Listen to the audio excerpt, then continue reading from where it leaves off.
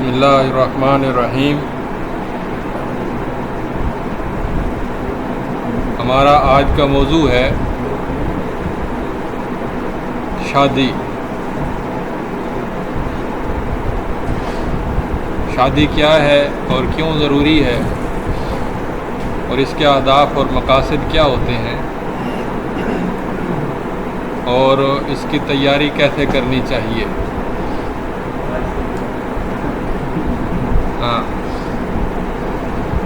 اور شادی میں رکاوٹیں کیا ہوتی ہیں، رکاوٹوں کا حل کیا ہے، اور اختلاف کیوں ہوتے ہیں اور طلاقیں کیوں ہوتی ہیں، یہ ساری چیزیں جو ہے ہماری آج کی گفتگو میں ہوں گی۔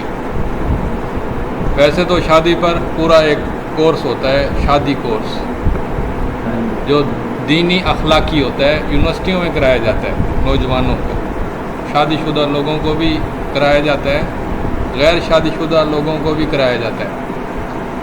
تو لیکن آپ چونکہ دیندار ہیں اس لیے ہم اس کو مختصر کریں گے، وگرنہ اس کے کوئی 12 کے قریب لیکچر بنتے ہیں بڑے تفصیلی۔ اگر کوئی بندہ ان کو اٹینڈ کر لے تو وہ ایک اچھا شادی شدہ نوجوان بھی بنتا ہے اور ایک اچھا انسان بھی بنتا ہے۔ تو شادی کیوں ضروری ہے، اس میں سب سے جو پہلا نقطہ ہے وہ یہ ہے کہ اللہ کا حکم ہے۔ کسی عقلی فلسفے میں جانے کی ضرورت نہیں ہے کہ یہ فائدہ ہے یہ نقصان ہے، بس یہ سمجھیں اللہ کا حکم ہے اور زندگی کا فریضہ ہے۔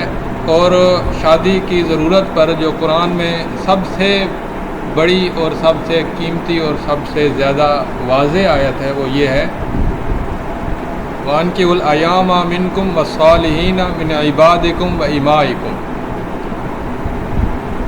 کہ جتنے بھی معاشرے میں غیر شادی شدہ ہوں،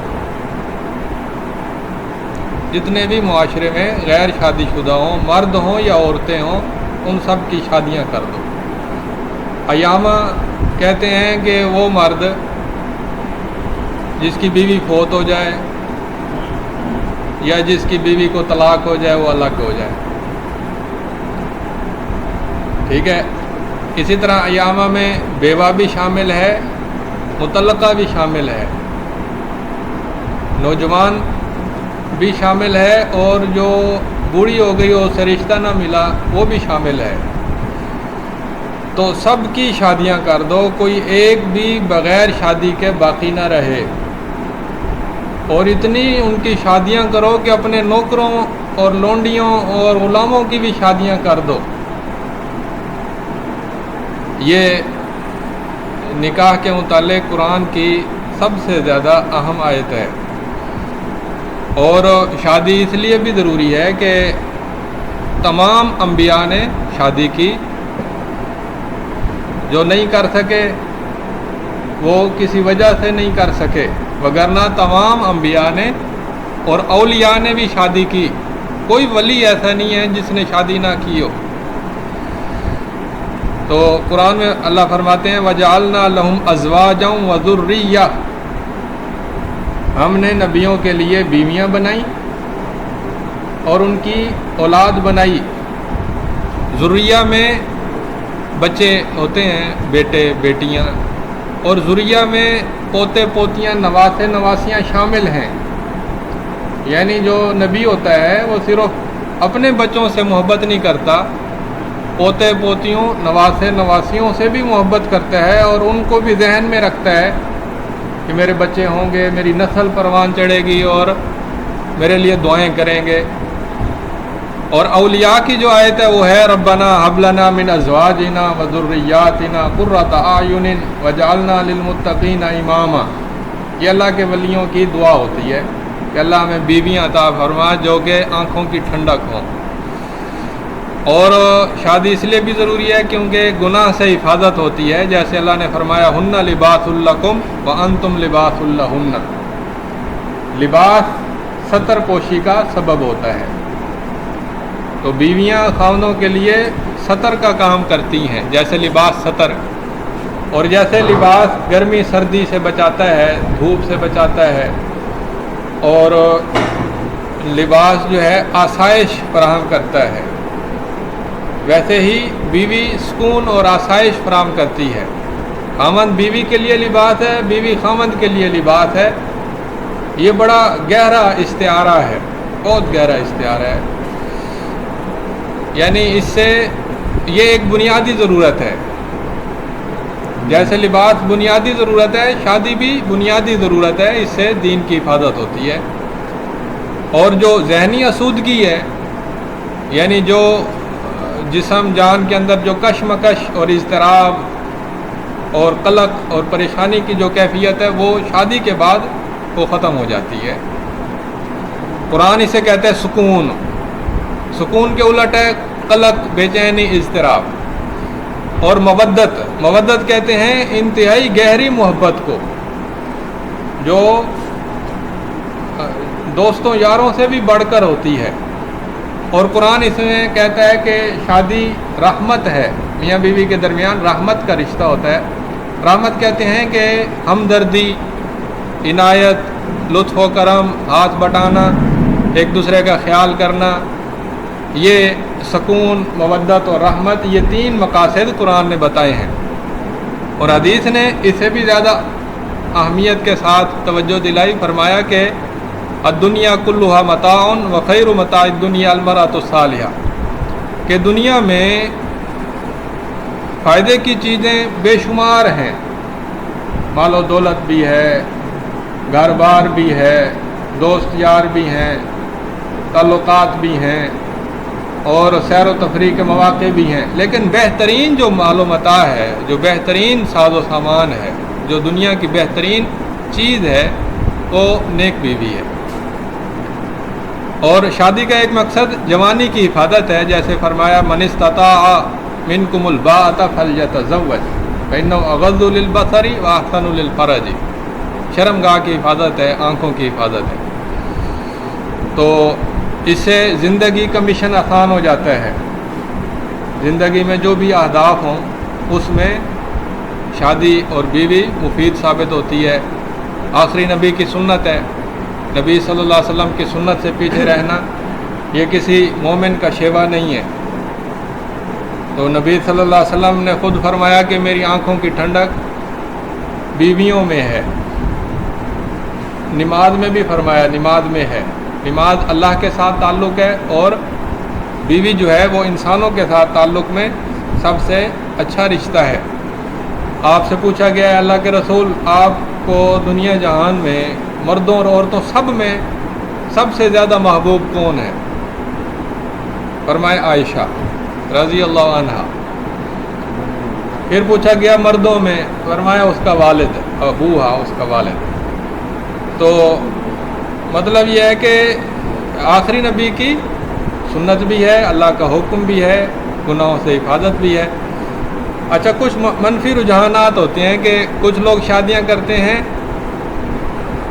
کوئی بڑا مقصد لے کر نہیں، محض ذہنی آسودگی، محض جنسی لذت، محض یہ کہ ہمیں کچھ آزادی مل جائے گی والدین سے، یا محض یہ کہ ہم کچھ مالی طور پر آسودہ ہو جائیں گے کہ بیوی مثلاً کچھ لے کر آئے گی تو ہم، یا بیوی بچی لڑکی سمجھتی ہے کہ میری شادی ہوگی تو میں والدین سے آزاد ہو جاؤں گی، میرا اپنا گھر ہوگا، اپنی مرضی سے زندگی گزاریں گے۔ تو یہ چھوٹے چھوٹے مقاصد ہیں۔ بڑا مقصد یہ ہے کہ قرآن خود فرماتا ہے محسنین غیر مصافحین، محسنات غیر مصافحات۔ محسنین کہتے ہیں کہ شادی کے ذریعے آپ ایک قلعے میں بند ہو جاؤ، یعنی دین میں، اخلاق میں، اچھی اقدار میں، پیاری صاف ستھری زندگی میں بند ہو جاؤ ایک قلعے کی طرح۔ غیر مصافحین، محض شہوت رانی مقصد نہ ہو، محض جنسی لذت مقصد نہ ہو، یعنی شادی کا ایک مقصد یہ بھی ہے کہ میاں بیوی میں صحبت ہو، قربت ہو، لیکن محض یہ مقصد نہ ہو۔ محسنین لڑکی ہو یا لڑکا ہو، وہ اپنے آپ کو ایک دین، ایک اخلاق، ایک ایمان اور ایک اعلیٰ زندگی میں محفوظ کر لے، یہ مقصد ہوتا ہے۔ تو اس کے بعد ہے نکاح کے 5 مقاصد. یہ نکاح کے 5 مقاصد امام غزالی نے احیاء العلوم کے اندر بڑی تفصیل سے لکھے ہیں، اور وہ اتنے زبردست ہیں، اتنے پیارے انداز میں لکھے ہیں، اتنے علمی اور عقلی اور شرعی انداز میں کہ اتنی پیاری بحث میں نے اور کہیں نہیں دیکھی. حالانکہ شادی پر بہت ساری کتابیں ہیں، لیکن امام غزالی کی جو کتاب اور نکاح ہے احیاء علوم الدین کے اندر، اس میں یہ بحث بڑی پیاری ہے. آپ کو موقع ملے ضرور پڑھیں. وہ کہتے ہیں کہ شادی کا پہلا مقصد اولاد ہے، کیونکہ دنیا میں جتنے نر مادہ ہیں نا، اللہ نے ان کے درمیان کشش اس لیے رکھی کہ ان کے ذریعے سے نسل چلتی رہے. تو پہلا مقصد اولاد ہے جو اللہ تعالیٰ نے ذہن میں اللہ تعالیٰ نے مقصود فرمایا ہے. اور پھر یہ کہ اس میں اولاد میں جو کشش ہے وہ جانوروں میں اتنی نہیں ہے جو انسانوں میں ہوتی ہے. جیسے فرمایا وَذُرِّيَّاتِنَا قُرَّةَ أَعْيُنٍ، اللہ ایسی اولاد دے جو آنکھوں کی ٹھنڈک ہو. اور یہ صدقہ جاریہ ہے، اولاد کے ذریعے نسل چلتی ہے اور دعائیں بچے دعا کرتے ہیں والدین کے لیے. تو یہ پہلا مقصد ہے جس کے ذریعے اللہ تعالیٰ انسانوں کے درمیان، نر اور مادہ کے درمیان، میاں اور بیوی کے درمیان فطری ایک کشش رکھتے ہیں تاکہ یہ نسل چلتی رہے. دوسرا جو مقصد ہے وہ ہے کسر شہوت، یعنی گناہ سے حفاظت، کہ انسان زنا میں مبتلا نہ ہو، شرمگاہ کے عیوب میں مبتلا نہ ہو، اور اس کی نظر کی حفاظت ہو، آنکھوں کی حفاظت ہو، دل کی حفاظت ہو. جیسا کہ فرمایا محسنین غیر مصافحین اور محسنات غیر مصافحات. تیسرا جو مقصد ہے وہ ہے انس اور راحت. یہ جو امام غزالی نے مقاصد بیان کیے ہیں، ان کے اندر درجہ بدرجہ اہمیت ہے، درجہ بدرجہ. یعنی پہلا مقصد اولاد، جیسا کہ فرمایا نساؤکم حرث لکم، بیویاں تمہارے لیے کھیتیاں ہیں. اب ایک بہت بڑی زمین ہو، بہت بڑا علاقہ زمین کا ہو، اور وہ ایسے بنجر پڑا رہے خالی، وہ زیادہ فائدہ مند ہے یا یہ کہ اس کو سینچا جائے، اس کی ہل چلایا جائے، اس کی کیاریاں بنائی جائیں، اس سے فصلیں اگائی جائیں، وہ زیادہ فائدہ مند ہے. ہاں، تو یہ اولاد جو ہے نا، یہ ہے بنجر زمین سے فصلیں اگانا، یہ اولاد پہلا مقصد. دوسرا مقصد کسر شہوت. تیسرا مقصد ہے انس اور راحت. انس اور راحت کا مطلب یہ ہے کہ اگر کوئی بندہ بوڑھا ہو جائے اور اس کی خواہش ختم ہو گئی، میاں میں بھی بیوی میں بھی، وہ دونوں میں سے ایک فوت ہو گئے، اب جو فارغ رہ گیا ہے نا، اکیلا رہ گیا، وہ پھر بھی شادی کرے. امام غزالی کہتے ہیں اور احادیث قرآن بھی یہی کہتا ہے، پھر بھی وہ شادی کرے، کیونکہ میاں بیوی میں انس اور راحت ہوتی ہے. یعنی اگر جماع کی قدرت نہ بھی ہو، دونوں بوڑھے ہوں، پھر بھی شادی کریں تاکہ انس اور راحت نصیب ہو. بات چیت، گفتگو، ایک دوسرے کا خیال رکھنا، جسے مودت اور رحمت قرار دیا گیا، اور لیسکن الیہا، سکون حاصل کرنا، یہ انس اور راحت، جسے محبت بھی کہتے ہیں عام زبان میں. تو یہ تیسرا مقصد ہے. اور چوتھا مقصد ہے تدبیر منزل. تدبیر منزل کا مطلب یہ ہے کہ اگر کوئی بہت بڑا داعی ہے تو اگر وہ شادی نہ کرے، اس کو لازمی طور پر اپنے کھانے کا اہتمام کے لیے تگ و دو کرنی پڑے گی، کپڑے دھونے کے لیے تگ و دو کرنے پڑے گی. خود نہ بھی دھوئے تو کوئی ملازم رکھنا پڑے گا، یا دے کر آنا، لے کر آنا. بہت سارے مسائل ہوں گے، بے شمار مسائل ہوں گے. تو اگر انس کا مقصد نہ بھی ہو، یعنی آپ نے دیکھا کہ اولاد کی نہیں ضرورت، شہوت بھی ختم ہو گئی، انس اور راحت کی بھی ضرورت نہیں ہے، بعض لوگ ہوتے ہیں انہیں نہیں ضرورت، پھر بھی تدبیر منزل کے لیے کہ گھر سکون کے ساتھ چلتا رہے، اور قیام طعام نیام کی ضرورتیں پوری ہوں، عبادت اور نیکی میں معاونت ہو، اپنا وقت اس کا بچے اور وہ زیادہ بڑے کام کر سکے، اس کے لیے بھی نکاح چوتھا مقصد ہے۔ اور پانچواں مقصد ہے نیکیوں پر مجاہدہ۔ ایک شادی جو ہے نا ہزاروں نیکیوں کے برابر ہوتی ہے، ایک شادی ہزاروں نیکیوں کے دروازے کھول دیتی ہے۔ کیسے کہ وہ مطلب سسرال سے تعلق جڑ جاتا ہے، ان کی خیر خواہی کرتے ہیں، ساس سسر کا احترام کرتے ہیں، سالے سالیوں کا خیال رکھتا ہے، یہ ایک دروازہ۔ بچے ہوئے بچوں کے لیے بھاگ دوڑ کرتا ہے، رزق کماتا ہے، بچوں کے منہ میں خوراک ڈالتا ہے، اس میں بچوں کی نیکیاں، بیوی کی عزت ناموس کی حفاظت کرتا ہے اور اس کا خیال رکھتا ہے، تو اس نے ایک پوری خاتون کی اس نے ضروریات پوری کی، ہر قسم کی ضروریات، گویا یہ بھی ایک نیکیوں کا جہان ہے۔ تو پھر بچے کچھ بڑے ہوئے، پھر ان کو نماز کا کہتا ہے، ان کو عقیدہ سکھاتا ہے، تو یہ نیکیوں کے بڑے بڑے جہان ہیں۔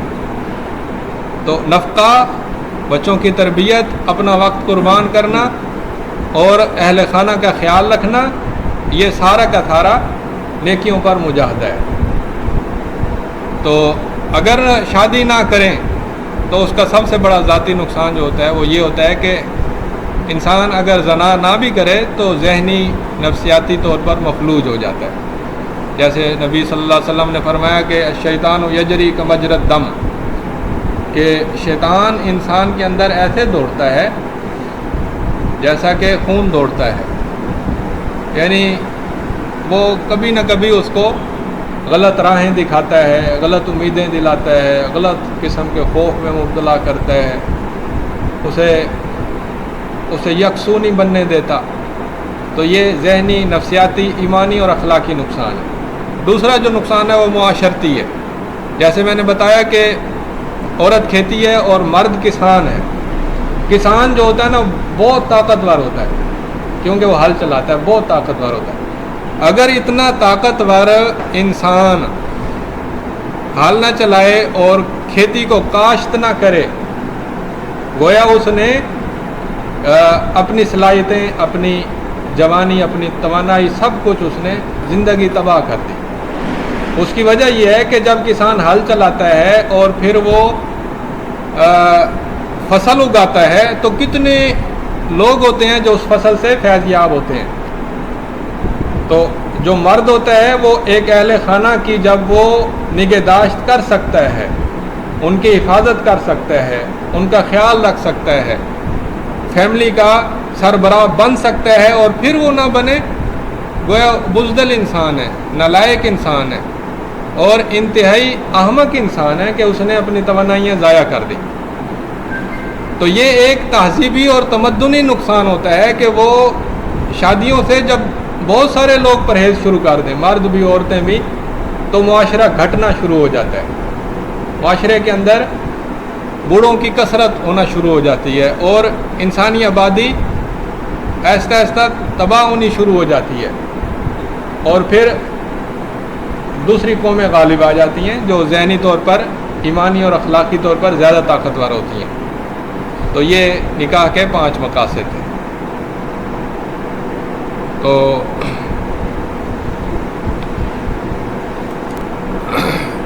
نکاح کے مقاصد بیان کیے، لیکن 3 رکاوٹیں ایسی ہیں کہ اگر وہ رکاوٹیں موجود ہونا تو شادی ہرگز نہیں کرنی چاہیے۔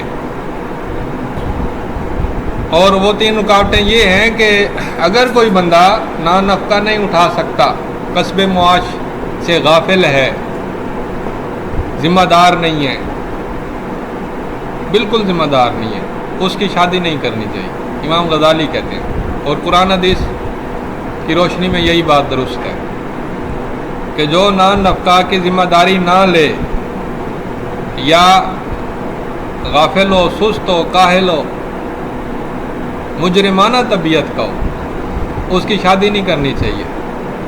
ہاں اگر وہ حوصلہ مند ہو کہ ٹھیک ہے میں کر لوں گا، تو وہ اس کی شادی کر دیں۔ دوسری جو رکاوٹ ہے وہ ہے کہ بیوی بچوں کے مصائب اور مسائل پر صبر نہ کر سکے،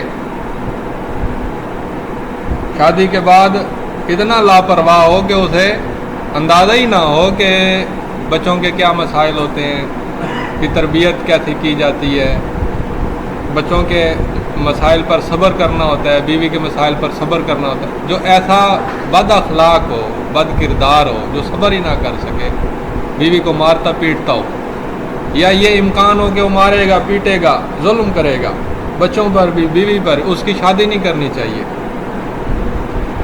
اور تیسرا یہ ہے کہ اگر اندیشہ ہو کہ شادی گھر بار سے، شادی اور گھر بار اللہ سے غافل کر دیں گے، اگر یہ امکان ہو نا، پھر بھی شادی نہیں کرنی چاہیے۔ پہلے ہمت، حوصلہ اور ذہنی تربیت کرنی چاہیے کہ شادی اصل مقصد نہیں ہے، اصل مقصد اللہ کی اطاعت، فرما برداری ہے، تو شادی اس کے معاون ہے، اصل مقصد نہیں ہے۔ تو یہ 3 رکاوٹیں تھیں، اگر یہ 3 رکاوٹیں دور ہو جائیں تو پھر شادی فرض ہے، شادی سنت ہے، شادی مستحب ہے، شادی افضل ہے۔ اسی طرح بیوی ہے، اگر بیوی بری ہو تو شادی نہیں کرنی چاہیے، بری جگہ پر شادی نہیں کرنی چاہیے، جو فائدہ دینے کے بجائے نقصان دے، جو وہ 5 مقاصد پورے ہی نہ کرے جو پیچھے بیان ہوئے، نہ اولاد کا مقصد پورا کرے، کہے جی میں نے تو بچے نہیں کرنے، مجھے نہیں ضرورت، آپ کو ہے تو ہو، مجھے نہیں ضرورت، یا بیوی خاوند کو قریب نہ آنے دے، اتنی سخت طبیعت کی ہو، اتنی بد اخلاق اور اتنی بے دین قسم کی ہو، خاوند کے جان مال عزت کی حفاظت نہ کرے، مثلا نماز نہ پڑھے، پردہ نہ کرے، تو خاوند کی معاون نہ ہو اس کی عبادت میں، دین میں، اس کے گھر بار میں، تو پھر اس لڑکی کی شادی نہیں کرنی چاہیے جس کے اوپر یہ آثار علامات نمایاں ہوں، اور خاوند کو بھی چاہیے ایسی عورت سے شادی نہ کرے جس کے اندر یہ خرابیاں موجود ہوں، کیونکہ اچھی بیوی بے پناہ فائدہ دیتی ہے، لیکن بری بیوی بے پناہ نقصان دیتی ہے، وہ نہ گھر کے قابل لگتی ہے، نہ باہر کے قابل لگتی ہے، وہ نہ دین کے قابل لگتی ہے، نہ دنیا کے قابل لگتی ہے۔ اس لیے بے دین مرد کے بے پناہ نقصانات ہیں، اور بے دین بیوی کے بے پناہ نقصانات ہیں۔ اگر کسی لڑکی کو اچھا خاوند نہیں مل رہا دیندار، تو اسے چاہیے کہ وہ برے خاوند سے شادی نہ کرے، صبر کرے، چاہے عمر زیادہ ہوتی ہے تو ہو جائے۔ اگر کسی نیک انسان کو نیک بیوی نہیں ملتی، وہ صبر کرے۔ یہ رکاوٹیں تھیں اور ضروریات تھیں۔ جہیز جو ہے 4 اگر شرطیں پوری ہونا پھر جائز ہے، اگر 4 شرطیں پوری نہ ہوں تو پھر ناجائز ہے۔ وہ 4 شرطیں میں نے بیان کر دی ہیں۔ تو محبت کی شادی، اس کو تھوڑا سا دہرائیں پھر آگے چلتے ہیں۔